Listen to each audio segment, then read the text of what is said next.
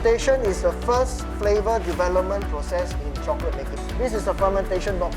So first 2 days, they will put the wet beans here, cover. This is the shell, what we call cacao husk. This is a photo of a harvested cacao pods. All the nutrients, antioxidants are all here. This is a young tree. This is a very mature tree.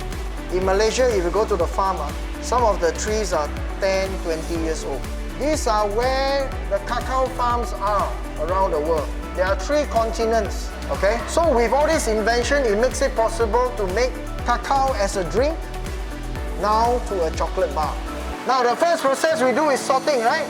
So the lady is doing the sorting. We manually sort every single bean. Now what is a cacao nib? Technically is 100% chocolate. We grind them into paste. We will press and extract the cocoa butter. Every bean has its own natural flavor. After we refine the chocolate, we put them into a conch. Okay, right now they are conching a 72% dark chocolate from Philippines. After conching, chocolate ready to use.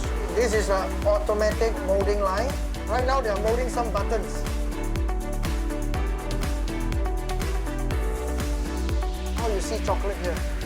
So this is the full process of cacao bean to chocolate bar.